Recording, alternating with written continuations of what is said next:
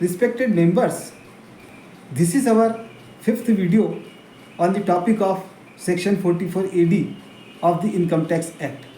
In our earlier videos, we had discussed that if business profit is computed under Section 44 AD for any assessment year, then profit is also required to be computed under Section 44 AD continuously for subsequent 5 assessment years. Otherwise, provisions of subsection 4 and subsection 5 of Section 44 AD may become applicable. And due to that, the assessee may not remain eligible for the benefit of Section 44 AD for next 5 assessment years, as well as he may be liable for regular books of accounts under Section 44 AA and also for audit under Section 44 AB for initial assessment year as well as for the ineligibility period of next 5 assessment years.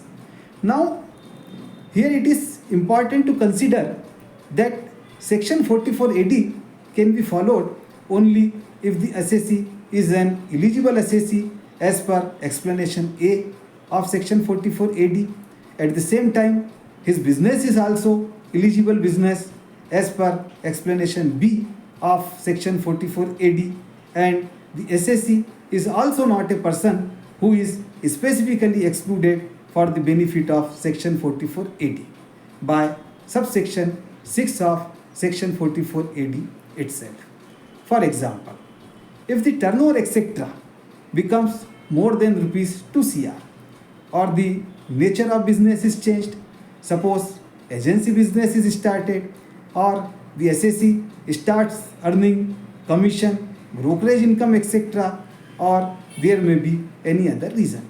In such case, the assessee may not remain eligible under explanation A, or his business may not become eligible business under explanation B, or he may become a person debarred under subsection 6 of Section 44 AD. Then in such type of cases, even if the assessee intends to follow Section 44 AD, he cannot follow the same due to the operation of law. Now, the question arises that in such situation, what may happen? Whether the provisions of subsection 4 and subsection 5 may become applicable, and the assessee may have to face their consequences, which we have discussed many times in our earlier videos. In this situation, my personal opinion is that subsection 4 and subsection 5 of Section 44 AD may not be applicable. It is so because subsection 4 and subsection 5 may be applicable only in those cases where there is intentional opt-out from Section 44 AD before the required time period.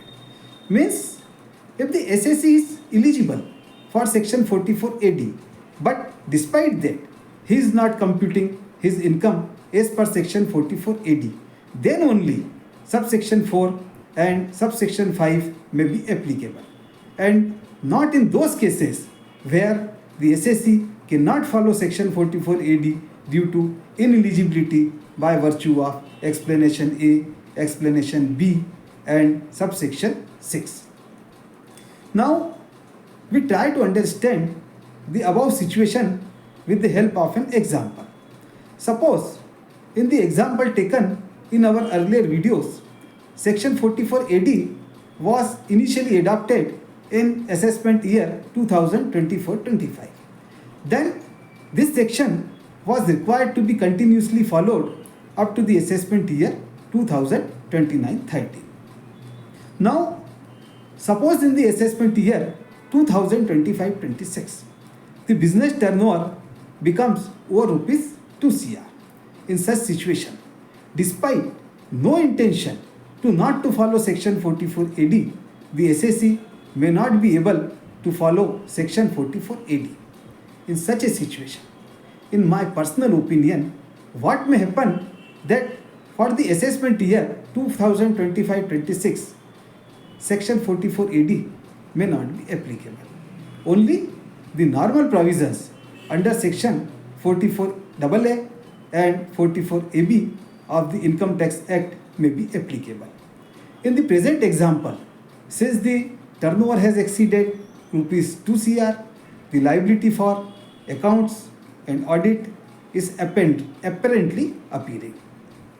Now, suppose in the immediately next assessment year 2026-27, the turnover comes under rupees 2 crore and the assessee again becomes eligible for section 44 AD normally. Then he may very well follow section 44 AD. Here, any application of subsection 4 and subsection 5 of section 44 AD may not be there. But if he do not intentionally follow section 44 AD in assessment year 2026-27 despite being again eligible, then in such case subsection 4 and subsection 5 may become applicable. Now suppose again in assessment year 2027-28 the nature of business is changed. The assessee starts commission business. Then in such case for the assessment year 2027-28 the subsection 4 and subsection 5 of section 44 AD may not be applicable. The normal provisions of section 44 AA and section 44 AB may be applicable, and the liability for accounts and audit will have to be seen under the normal provisions of section 44 AA and section 44 AB. Suppose again in assessment year 2028-29 the assessee changes his business and becomes eligible for section 44 AD under the normal provisions, then he may very well follow the same in the assessment year 2028-29. If there is no intentional opt-out from section 44 AD before subsequent 5 assessment years, then this position may continue up to the last year of subsequent 5 assessment years, that is up to assessment year 2029-30 in our present example. If there is intentional opt-out before subsequent 5 assessment years during the required period of subsequent 5 assessment years, then the situation may change. The crux of the entire discussion is that if in any assessment year in the required period of subsequent 5 assessment years the section 44 AD could not be followed due to other ineligibility, then there may not be any applicability and consequences of subsection 4 and subsection 5 of section 44 AD. The position will change only when there is intentional opt-out from section 44 AD before the required period. It appears that subsection 4 and subsection 5 were added to section 44 AD only for the stability purposes and to prevent the assessee from frequently switching between section 44 AD and normal provisions of the Income Tax Act. I hope that this information may be useful. In our subsequent videos, we will continue on our present topic. Once again, I repeatedly request you to please give me your full support and first preference vote in the upcoming Central Council elections of our institute ICAI to be held in the month of December 2024. Thanks and regards, CA Sharad Jain. Thank you.